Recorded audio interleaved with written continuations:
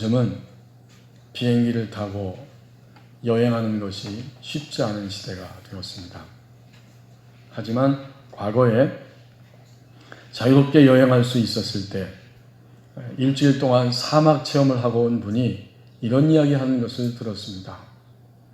사막에 들어가서 가장 힘든 것이 무엇인가 보았더니 바로 광야 사막을 걸어갈 때에 발가락 사이에 모래가 자꾸 끼는 거다. 그렇게 이야기를 합니다. 발가락 사이에 모래가 들어가면 그 살이 쓸리게 되고 심하면 그게 상처가 되어서 점점 걷기에 불편해진다는 겁니다. 자기는 일주일 동안이었는데 만약 40년 동안 이렇게 이 불편한 사막을 걷는다면 이것이 얼마나 힘들었을까. 발이 점점 불편해서 쓸려서 상체기가 나서 걷기 힘들어지면 걸을 수 없게 되면 어떻게 될까? 사막에서 걷지 못하는 것은 곧 죽음을 의미할 수 있습니다. 더 이상 앞으로 나가지 못하기 때문에 죽는 겁니다.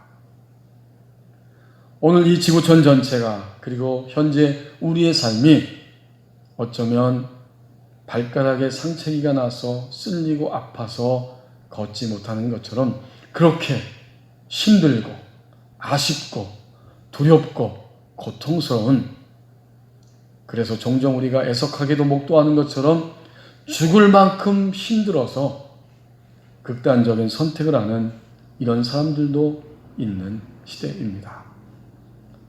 현재 우리의 삶은 나름대로 다 각자 힘든 모습을 가지고 우리의 인생의 걸음걸이를 걷고 있습니다. 하나님이 주신 오늘 본문 말씀 1절 말씀을 보십시오. 여전히 길은 제시되어 있습니다.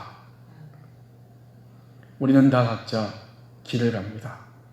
남편과 아내와 자녀들이 한 가정에 살고 있지만 사실은 어느 순간에 그런 생각들을 하게 될 것입니다. 우리가 가족이지만 동시에 나는 나 홀로 내가 개척하고 나 홀로 넘어서야 할 나의 길이 있더라. 그렇습니다. 우리는 다 각자 자신의 길을 오늘도 걸어가고 있습니다. 때로는 이 길이 막혀 있고 또 종종 이 길이 나의 발목을 잡고 있고 너무 고통스러워서 힘들고 울면서 소리 지르면서 가슴 아파하면서 우리의 인생을 걸어가고 있을지도 모릅니다. 오늘 1절에 보면 하나님이 이렇게 걸어가는 우리에게 길이 있음을 분명하게 알려줍니다. 그게 뭘까요? 내가 오늘 명하는 모든 명령이라고 말씀합니다. 이 모든 명령을 지켜 행하라. 그것이 바로 길입니다. 굉장히 분명하고도 단순하죠. 내가 명하는 모든 명령을 너희는 지켜 행하라. 이것이 길이라는 겁니다. 하나님이 모세를 통해서 이 말씀을 우리에게 하고 계십니다. 우리가 만약 그것이 길인 줄 알고 그 길을 향해 가게 되면 하나님이 4번씩 강조해서 끊임없이 길이 열릴 거라는 사실을 보여주고 계십니다. 만약 그것이 길이라고 알고 그 길을 향해 간다면 하나님이 끊임없이 우리에게 길을 여시고 열게 하신다는 사실, 열려진다는 사실을 4번씩 강조해서 말씀합니다.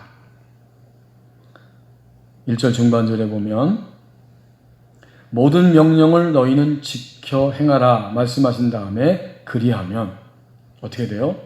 너희가 살고 라고 말씀하고 있습니다. 살아난다는 거예요.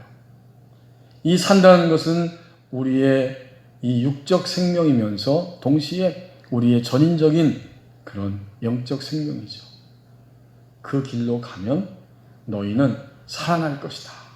마음도 살아나고 생각도 살아나고 몸도 살아나고 더더욱 우리 그리스도인들에게는 악한 영이 더 이상 공격할 권리가 없어지는 우리의 영적 생명도 살아나게 된다. 우리가 살게 되어 그 다음에 어떤 길이 열리는가 봤더니 번성하고, 이게 다 동사예요. 살아난다, 번성한다. 번성하는 것은 숫자가 많아지는 것이고, 번성하는 것은 우리의 삶의 모든 부분이 점점 커지는 것입니다. 영역이 넓어지는 거죠.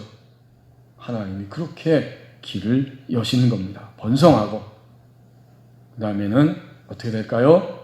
너희 조상, 여호와께서 너희 조상들에게 맹세하신 땅에 들어가게 된다는 거예요. 들어가는 것. 하나님이 약속하신 그 지점에 드디어 들어갑니다. 마치 축구 경기를 할 때 가장 축구 경기의 최종적인 목적은 뭘까요? 아무리 열심히 공을 차고 패스하고 그래서 앞으로 전진해도 골 안으로, 골문 안으로 공이 들어가지 않으면 아무 소용이 없어요. 하나님은 약속하신 땅에 들어가게 하신다. 마지막 네 번째는 그것을 차지하리라. 얻는 겁니다. 하나님이 이렇게 계속 길을 여신다는 거예요. 우리가 지난 한 주간 동안 어떤 현실과 어떤 모습을 가지고 살아왔든지 간에 감사하게도 오늘 예배하는 이 시간 우리에게는 길이 제시되어 있습니다. 그래서 1절에서 강조하는 겁니다. 내가 오늘 명하는 모든 명령을 너희는 지켜 행하라. 이 말을 바꿔 말하면, 지켜 행하라는 말은 너희가 행하는 것을 살피라, 그런 의미입니다. 지금 하나님이 제시하는 길이 있는데 내가 그 길로 가고 있는지 너희가 행하는 것을 살피라. 최종 목적지는 광야가 아닙니다. 지금 하나님이 모세를 통해서 신명기 말씀을 선포하실 때 하나님의 백성들은 어디에 와 있는가? 광야 끝자락에 와 있습니다. 이제 그들은 지나온 40년의 광야를 돌아보면서 약속하신 가나안의 땅, 저 땅을 보고 있는 겁니다. 그 끝자락에 서서 너희의 최종적인 목적지는 광야가 아니고 바로 내가 주는 약속의 땅 가나안이다.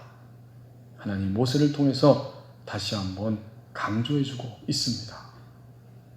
너희의 행하는 것을 살피라. 그리하면 너희가 반드시 살 것이고 번성할 것이고 또 들어가게 될 것이고 거기서 얻음, 성취, 차지함, 이런 길이 너희에게 열릴 것이다.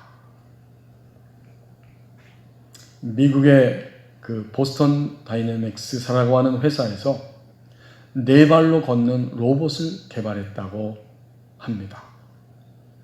이 생김새가 꼭 커다란 개와 같아서 그 로봇의 이름을 빅도그라고 지었습니다. 이제 이 회사는 빅도그의 우수성을 알리고 싶어서 당연히 21세기에 맞게 영상을 제작해서 보여주었어요. 그 빅도그 옆에 건장한 4명의 남자들이 서 있습니다. 갑자기 그 남자들이 이 빅도그의 옆구리를 걷어찹니다. 비틀거리면서 그렇게 휘청거렸던 빅도그는 곧바로 잠시 후에 즉시 다시 중심을 잡고 제자리에 서서 걷게 됩니다. 그런데 이 영상을 본 많은 사람들이, 네티즌들이 항의를 했습니다. 아니 어떻게 로봇이지만 그 로봇의 옆구리를 걷어차고 있느냐? 이것은 학대가 아니냐? 로봇을 보면서 그들은 마치 내가 사랑하는 그런 나의 반려동물이, 또 내가 사랑하는 어떤 누군가가 그렇게 걷어차이는 것처럼 불편해하는 이런 모습을 갖게 된 것입니다. 이것이 바로 인간이 가지고 있는 공감 능력입니다. 나는 아니지만, 로봇이지만, 로봇이 걷어차이는 장면을 보면서 저거 학대야, 얼마나 불편하고 얼마나 힘이 드는가. 우린 그걸 용납할 수 없어. 다른 사람, 다른 것에 대해서 공감하는 인간의 능력이 여기까지 미치게 된 겁니다. 특별히 21세기는 공감 능력이 굉장히 중요하다고 하죠. 다른 사람의 입장에 서서 생각해보는 공감 능력이 21세기를 살아가는 중요한 원리 중에 하나라고 이야기합니다. 사람이 모든 피조물을 다스릴 수 있는 것, 돌볼 수 있는 것, 그래서 만물의 영장으로 살아가는 존재가 될 수 있는 것, 이것은 공감 능력이라고 표현합니다. 우리가 로봇에게도 이렇게 공감하는 능력이 있다면 하나님을 믿는 우리 신자들은 어떻게 해야 하겠습니까? 무엇이 길이겠습니까? 우리는 하나님께 공감하는 자로 살아가야 합니다. 하나님은 이미 우리에게 충분히 넘치도록 현재적으로 영원토록 인간인 우리를 공감하고 계십니다. 어디에 그 말씀이 기록되어 있어요? 히브리서 4장 15절에 그 말씀이 기록되어 있죠. 여러분 그 말씀을 함께 나누었습니다. 하나님은 우리의 연약함을 동정하시지 못하는 분이 아니다. 모든 일에 우리와 한결같이 시험을 받으신 이로되 죄는 없으십니다. 거기서 동정이란 말이 바로 체휼한다는 의미이고 함께 느끼고 함께 아파한다는 것입니다. 하나님은 충분히 이미 우리를 공감하고 계십니다. 그렇다면 믿음은 무엇일까? 도대체 우리에게 열려진 길은 무엇인가? 우리도 오늘 1절이 말씀하고 있는 하나님이 명령하시는 모든 명령을 지키고 있는지, 인간이 사는 유일한 길이 여기에 있습니다. 하나님께 공감하는 자. 여전히 길이 제시되어 있다고 말씀합니다. 2절 말씀을 보십시오. 주도권이 넘겨졌는가를 묻고 있습니다.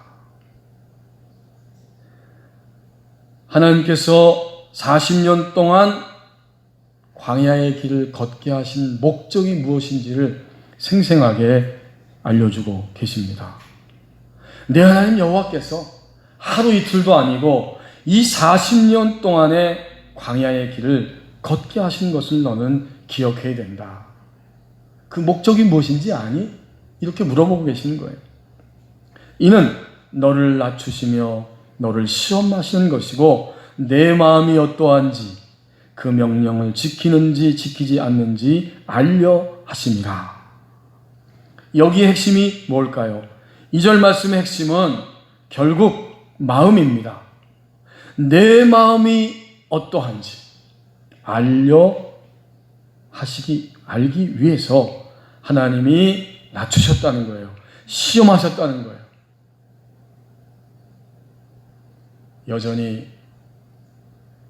애굽에서 감격스럽게 나왔지만 그들의 마음 중심은 바뀌어지지 않았어요. 하나님을 향해 대적하고 분노하고 모세 지도자를 향해서 원망하고 우리가 애굽에 있을 때가 더 좋았다 하면서 그들은 그들의 속마음을 그대로 드러내고 있습니다. 주도권이 과연 하나님께 넘겨졌는가? 하나님 그거 한 가지 보시기 위해서 광야 40년 동안의 길을 걷게 하신 거예요.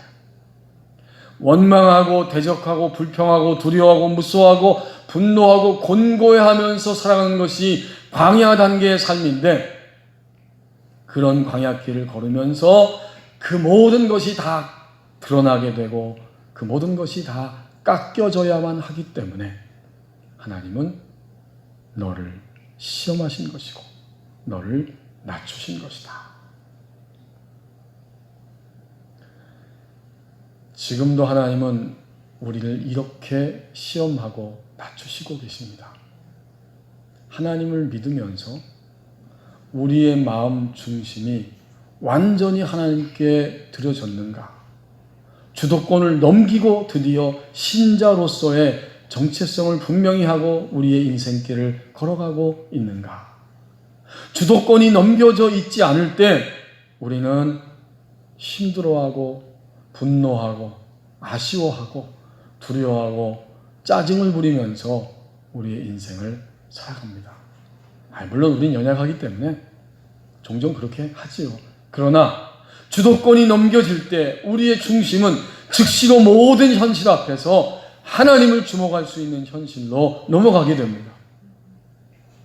지금 이 분노할 만한, 짜증낼 만한, 두려워할 만한 일이 왔지만 그 즉시로 하나님을 주목할 수 있습니다.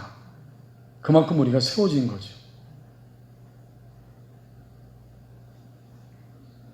우리는 오늘 제목처럼 주님을 믿을 때 광야에 있지 않습니다. 우리의 신분은 광야를 넘어설 길을 하나님이 열어주셨기 때문에 광야를 넘어서게 됩니다. 하지만 오늘 제목처럼 광야를 넘어섰다고 하면서도 광야적 삶을, 광야에 있는 것과 같은 모습으로 우리의 인생을 살아간다는 거죠. 광야적 삶이 바로 그런 것입니다. 애석하게도 민수기 20장 10절에서 13절 말씀이 보여주는 것처럼 이 백성들의 모습을 보면서 모세조차도 광야적 삶의 모습을 드러내고야 맙니다.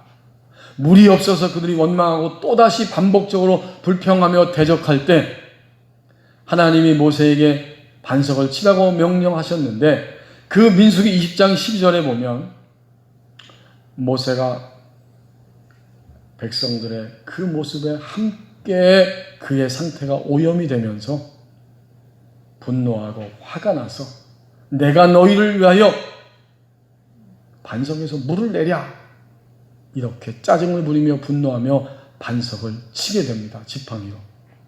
하나님이 즉시로 말씀하셨어요. 민수기 20장 12절에 보니까 너희가 나를 믿지 아니하고 모세와 아론이죠. 너희가 내 백성 앞에서 나의 거룩함을 드러내지 아니하였다. 그런 거로 너희는 가나안에 들어가지 못할 것이다. 저는 그 본문이 참으로 쓰라리고 애석합니다. 모세조차도 광야적 삶을 넘어서지 못하는 그런 장면이었기 때문입니다. 거기에 하나님이 두 번 말씀하시잖아요. 너희가 나를 믿지 아니하고 짜증나고 분노하고 화가 나고 고통스럽고 원망할 수밖에 없는 백성들의 모습을 보면서 모세도 너무 힘이 들지만 그 순간에 하나님을 주목하는 것을 놓쳐버린 겁니다. 그 순간에 하나님을 주목할 만큼 모세의 영이 속사람이 세워져 있지를 못했습니다. 그걸 오늘 우리가 2절을 통해서 깨닫습니다. 아직은 주도권이 하나님께 넘겨지지 않았다.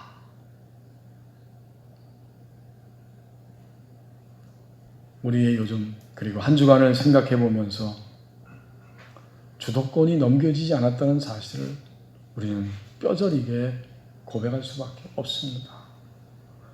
우리의 가정에서 가족들을 대할 때 오늘 직장에서 사람들과 함께 살아가면서 그리고 이 나라의 현실과 모든 것들 속에 지금 지나가면서 다른 사람 말고 오늘 대한민국의 모든 교회와 그리스도인들이 나 자신이 주도권을 아직은 하나님께 넘겨드리지 못했다. 그 사실 어쩔 수 없이 고백할 수밖에 없습니다. 그러니까 2절 말씀을 다시 보면 하나님이 지금도 광야의 신분을 넘어서서 가나안의 그 현재적 하나님 나라의 삶을 살아갈 수 있도록 우리를 예수님을 통해서 축복하셨지만 여전히 광야적 삶을 살아가면서 우리는 시험받고 있고 스스로 시험에 들고 있고 그렇게 하나님의 낮추시는 손길과 또 하나님께서 그 시험하시는 그런 사건들 속에 살아가고 있습니다. 주도권이 주님께 넘겨지면 어떻게 될까요? 어떻게 된다고요?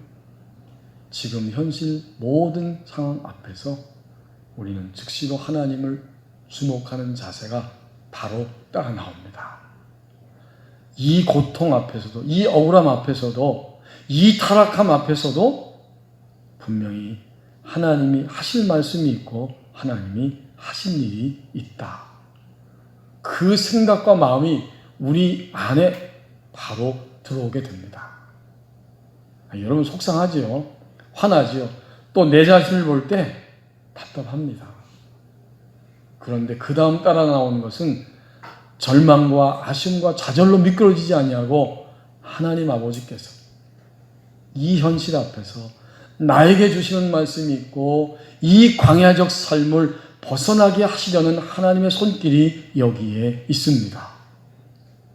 이렇게 생각이 싹 들어오고 그것을 고백하고 그 생각을 붙잡게 됩니다. 창세기부터 시작해서 출애굽기, 레위기, 민수기, 신명기까지 우리는 모세를 통해서 하나님이 주신 말씀인 것을 분명히 알고 있습니다. 그래서 이것을 모세오경이다 이렇게 이야기하는데 모세오경 그렇게 몰라도 괜찮아요. 성경을 읽어보면 모세와 함께 하신 하나님의 역사를 그려놓은 게 이 신명기까지 딱 끝이 나잖아요. 그 다음에 여호수아 이야기잖아요. 이 창세기에서부터 신명기까지는 하나님의 마음이 나타나 있습니다. 하나님의 마음이 계속해서 모세를 통해서 흘러가고 있습니다. 그 하나님의 마음은 단 한 가지예요. 너희와 나와의 관계가 무엇인지 알고 이제 너희는 주도권을 나에게 넘겨라. 그렇게 말씀하고 있습니다. 창세기는 뭐예요? 우주적인 왕께서 한 사람 아브라함을 그리고 아브라함 안에서 이스라엘 안에서 지구촌에 있는 하나님 백성 전체 우리를 선택하셨다고 말씀하는 게 창세기잖아요. 출애굽기는 뭐예요? 출애굽기는 그들이 죄와 죽음의 땅인 세상 나라에서 애굽에서 하나님의 손길로 구원함을 얻고 해방되었다는 이야기. 그리고 해방시키신 주님이 그들과 언약 관계를 맺었다는 겁니다. 시내산에서 그리고 예수 그리스도를 통해서 이렇게 언약 관계에 들어간 하나님의 백성들은 이제 철저하게 하나님의 율법, 말씀 그것을 따라서 인생을 살아간다. 레위기가 바로 그 말씀이잖아요. 하지만 그렇게 유일한 율법을 우리에게 주셨음에도 불구하고 민수기 광야 생활에서 하나님 백성들은 방랑하고 있더라. 광야의 훈련이 꼭 필요했다는 이야기가 민수기 이야기입니다. 그리고 우리가 오늘 읽고 있는 신명기는 결국 광야를 다 통과한 다음에 광야 40년의 생활이 무엇을 의미하였는지 그것은 한마디로 알려주는 것이 신명기의 전체 내용입니다. 뭘까요? 다시 재교육시켜서 다시 가르쳐 확신을 주시는 것이 신명기의 말씀입니다. 이렇게 모세오경은 모세를 통해서 하나님의 마음을 표현해 주시면서 이제는 너희와 나와의 관계가 특별한 관계 속에 있다. 하나님은 우주의 왕이시고 너희는 바로 존귀한 나의 신하가 종이 된다. 그러니 너희의 삶에 주도권을 넘겨줬는지 너희는 다시 한번 살펴보아라. 오늘 2절에서 우리에게 그렇게 말씀합니다. 법원이 어떤 음식점에 들어가서 식사를 주문하고 앉아 있는데 보통 음식점 들어가면 이렇게 살피잖아요. 뭐 신장 개요, 메뉴 뭐 이런 거 보고 있는데 어떤 음식점에 들어갔더니 요 네모난 그 도화지보다 좀 더 작아요. 사절지 도화지보다 훨씬 더 조금 더 작은 그런 그림이 하나 벽에 붙어 있더라고요. 보니까 그 식당 주인 아주머니이고 남편은 얼굴을 못 봤는데 남편 얼굴이에요.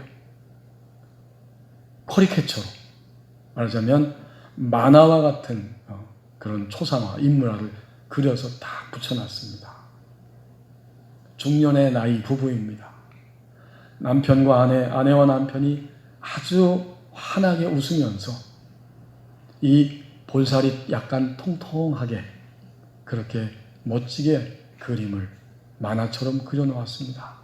그리고 거기에는 빨간 하트가 여러 개가 다 이렇게 붙어 있고 남편과 아내가 환하게 웃고 있는데 저의 눈길을 끈 것은 바로 거기 그 그림에 쓰여 있는 글귀였습니다. 거기에 이런 말이 써 있더라고요. 이제 당신 말 잘 들을게. 중년 부부의 그 얼굴에 그런 글이 쓰여져 있었어요. 누가 누구에게 하는 말인지 저는 짐작이 가는데 서로가 서로에게 하는 말일 수도 있고 남편이 아내에게 또는 아내가 남편에게 하는 말일 수도 있습니다. 이제 중년의 나이에 우리 아들 결혼해서 우리 손자도 낳고 손녀도 낳고 이만큼 우리 인생을 살았는데 그 핵심에는 딱 한 가지가 있었더라고요. 이제 당신 말 잘 들을게. 저는 그 글을 보면서 생각했습니다. 저것은 남편과 아내의 언어이면서 그 즉시로 하나님께 드려야 할 나의 고백이다. 이만큼 살았습니다. 앞으로 살 날이 얼마나 되는지 알지 못하지만 하나님, 이제 중심으로 주도권을 드리겠습니다. 이제 당신 하나님의 말 잘 듣겠습니다. 그 생각이 났습니다. 교회 여러분, 오늘 광야길을 걸으면서 광야적 삶을 살고 있는 우리에게 하나님이 지금 이 시점에서 2020년 오늘 9월 마지막 주 이 시점에서 우리에게 물어보고 계십니다. 주도권이 넘겨졌는가를 묻고 있습니다. 3절과 4절 말씀을 보십시오. 다시 평생 공급자이신 하나님을 신뢰하며 출발할 수 있다고 말씀합니다. 하나님이 낮추셨습니다. 굶주리게 하셨습니다. 그들도 알지 못했고 그들의 조상들도 한 번도 경험하거나 알지 못했던 일을 행하신 것입니다. 곧 광야길에서 만나를 하늘에서 내려주셨다는 거예요. 그들도 몰랐고 그들의 조상들도 전혀 알지 못했던 하늘의 만나, 하나님만이 주실 수 있는 양식, 만나를 공급해 주셨다는 거지요. 왜 그랬을까? 사람이 떡으로만 사는 것이 아니요 여호와의 입에서 나오는 모든 말씀으로 사는 줄을 내가 알게 하려 하심이라. 여기도 목적이 나와요. 하나님이 광야길을 걷게 하시면서 주도권을 넘겼는가를 살펴보게 하시고 그렇게 될 때 먹고 입고 마시고 일생 동안 살아가야 되는데 하나님이 먹을 것을 공급해 주신다. 이것을 알게 하려 하십니다. 그러니까 3절 말씀을 가만히 들여다보면 인간이 살아가면서 만나, 양식, 옷, 또 우리가 필요한 그 모든 물질, 이것이 우리의 인생의 기반이 되기도 하지만 그러나 진정으로 우리의 삶의 기반이 되는 것은 하나님의 입으로부터 나오는 창조적인 말씀, 하나님의 만나, 하나님의 말씀이다. 너는 이것을 분명히 알고 살아가야 된다. 이렇게 말씀하고 있는 거예요.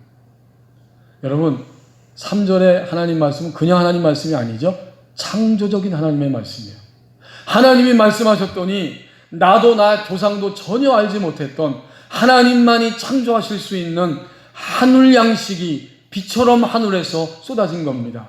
그래서 하나님 말씀은 창조적인 말씀이에요. 나의 경험과 지식과 모든 것을 뛰어넘어서 나를 살리는 말씀, 그것이 바로 창조적인 하나님의 말씀입니다. 4절에도 하나님의 창조적인 말씀의 역사를 설명합니다. 40년 동안에 살아가고 있는데 내 의복이 헤어지지 아니하였다. 저는 이 말씀을 읽다가 그럼 하나님이 40년 동안에 옷 딱 한 벌 찢어지지 않도록 지켜주셨다는 건가? 전에는 그런 생각을 했었어요. 근데 그 말이 아니에요. 40년 살면서 끊임없이 옷감을, 옷 재료를, 옷을 입을 수 있도록 하나님이 그렇게 공급해 주신 것입니다. 또 내 발이 부르트지 아니하였다. 이것도 마찬가지죠. 샌들 하나로 40년 버텼다 그 말이 아니고 신발을 신을 수 있도록 하나님이 그 재료를 끊임없이 공급해 주셨다는 말씀입니다. 결국 3절과 4절의 말씀은 하나님을 어떤 하나님으로 공급자이신 하나님으로 우리에게 보여줍니다. 하나님은 우리의 인생의 기반이 우리가 그 가지고 있는 자원도 우리의 인생의 기반이지만 궁극적으로 그 모든 것들을 배후에서 공급해 주시면서 인생길을 살아가게 하시는 분, 그분은 하나님이시고 하나님은 창조적인 말씀을 가지고 우리의 삶을, 우리의 영혼 몸의 모든 필요를 공급해 주신다. 이 아침 예배하면서 우리는 3절과 4절 말씀을 깊이 있게 붙잡기를 원합니다. 오늘도 우리의 인생에 여러 자원들이 부족할 수 있고 또 모자랄 수도 있지만 하나님의 말씀은 창조적인 말씀이기 때문에 우리가 주도권을 넘기기 시작하면 하나님은 우리의 모든 영혼 몸의 필요를 하나님의 방법대로 공급해 주십니다. 어떻게 설명할 수 있어요? 40년의 광야 생활을 하루 이틀이 아닌 그 긴 시간을 어떻게 설명할 수 있어요? 여러분, 우리가 설명하지 않아도 하나님 오늘 분명히 말씀해 주시잖아요. 40년 동안 옷도 헤어지지 아니하고 내 발이 부르트지도 아니하였다. 놀랍습니다. 그것은 인생의 기반이 되는 창조적인 하나님의 말씀, 그 말씀을 어기고 반항하고 원망하기도 했지만 그 다음 광야 젊은 세대들은 그 말씀을 믿고 붙잡고 광야를 걸어왔기 때문에 하나님이 그 창조적인 말씀을 통해서 공급해 주셨고 그들이 마침내 광야의 마지막 자락에 오기까지 역사해 주셨습니다. 오늘 염려할 일이 있고 두려워할 일이 있지만 오늘 공급자 되신 하나님, 그 하나님과 함께 우리는 다시 출발할 수 있습니다. 성경을 무료로 공급해주는, 나눠주는 국제기도원협회가 있는데 콜롬비아에서 활동하는 그 기도원협회에서 이런 이야기를 들려주고 있습니다. 콜롬비아의 한 광산촌에 살고 있는 한 소녀와 아버지의 이야기였습니다. 이 소녀는 친구로부터 신약 성경을 선물로 받았어요. 너무 기뻐서 그 성경책을 재미있게 읽고 있었습니다. 딸이 뭔가를 보고 있는 그 모습을 본 아버지는 그것이 성경책인 줄 알고 딸을 야단칩니다. 성경에는 거짓말과 판타지밖에 없어. 너 그것을 읽으면 안 돼. 라고 말했지만 딸이 끊임없이 그 책을 읽는 것을 보고 아버지는 성경책을 그만 뺏어버렸습니다. 어느 날 아버지가 광산 노동자이기 때문에 출근을 했는데 출근할 때 자기의 그 옷주머니에 이 성경책이 있는지도 모르고 출근을 했습니다. 그로부터 얼마의 시간이 흘러갔을 때 동네에서 요란한 사이렌 소리가 울려 퍼지고 있었습니다. 광산이 무너져서 광부들이 그 땅 속에 갇힌 것이고 그 소녀의 아버지도 당연히 거기에 갇혔습니다. 이 출동한 구조요원들이 구조하기 위해서 애를 썼지만 시간이 하루 이틀 흘러가고 5일이나 지나서 닷새가 지난 후에 그 모든 광부들을 구조할 수 있었는데 결과는 애석하게도 그 소녀의 아버지를 포함해서 31명이 모두가 다 그만 세상을 떠난 뒤였습니다. 이 구조요원들이 사람들을 구출하다가 그 소녀의 아버지를 보았는데 그 소녀의 아버지가 손에 신약 성경을 쥐고 있었습니다. 그 책의 첫 페이지를 넘겨보니까 거기에는 거칠게 쓰여진 메모가 하나 있었습니다. 이런 내용입니다. 사랑하는 나의 딸에게 이 성경책을 계속 읽어라. 성경은 진리이고 옳은 말씀이다. 우리 천국에서 다시 만나자구나. 그게 다가 아니었습니다. 딸이 성경책을 이렇게 계속 넘겨보고 있는데 성경책 마지막 부분에는 이 소녀의 아버지가 나는 예수님을 구원의 주님으로 영접한다. 이렇게 글을 쓰고 거기에 서명을 한 내용이 나오게 됩니다. 그 다음 페이지에 보니까 30명의 광부들도 함께 그 성경책 마지막 페이지에 서명을 했습니다. 아마도 그 소녀의 아버지는 갇혀서 죽음이 점점 다가올 때 그 성경책에 관심을 갖게 되었을 것 같고 그는 그 성경을 신약성경을 읽고 읽으면서 마침내 이런 고백을 하고 하나님의 품에 안겼을 것 같습니다. 난 내 인생이 처음으로 변화받는 순간에 직면해 있습니다. 달라질 것이고 더 나아질 것이라고 나는 확신합니다. 내 인생의 마지막 순간이 지금 다가오고 있지만 나는 모든 것을 다 가졌습니다. 나는 이 진리를 꼭 붙잡습니다. 살아계신 하나님의 말씀을 나는 결코 놓지 않겠습니다. 마치 거리를 떠도는 굶주리고 길 잃은 어린 아이들처럼 내 동료 광부들의 근심 어린 얼굴이 지금 보이고 있습니다. 나는 그들도 예수님이 바로 구원의 주님이신 것을 알고 인정했으면 좋겠습니다. 그리고 이 사실을 세상 모든 사람들이 알기를 원합니다. 나는 희미하게 비춰지고 있는, 아니 점점 더 분명하게 보여지고 있는 거울 속의 한 남자와 새롭게 시작하려고 해요. 그분은 내 삶을 통해 아름다운 음악을 연주해 주셨습니다. 그 소녀도 깊은 슬픔 중에서 다시 시작하고 출발할 수 있었을 것입니다. 내 아버지가 이렇게 돌아가셨지만 아버지는 하나님의 품에 안겨 계신다. 애통 중에서도 소녀는 다시 시작할 수 있었고 당연히 이 아버지는 이제 인생의 모든 쓰라림과 아픔과 고통스러움을 끝내는 순간에 그는 두려움이 아니고 나는 하나님 아버지의 품으로 갑니다. 이미 가셨죠? 거기서 하나님과 교제하는 축복의 자리에서 새로운 출발을 하는 복된 인생이 되었을 것입니다. 다시 평생 공급자이신 하나님과 하나님을 신뢰하며 출발할 수 있다고 말씀합니다. 우리는 오늘 살면서 목말라하고 갈증 느끼고 또 배고파하고 땀 흘리고 근심하면서 살아가기를 원치 않습니다. 주님을 믿은 이후에 그렇게 사는 것을 광야적 삶이라고 이야기합니다. 광야적 삶을 사는 우리에게 하나님이 말씀해 주십니다. 여전히 새로운 길이 있다. 주도권을 넘겼는지 살펴보아야 한다.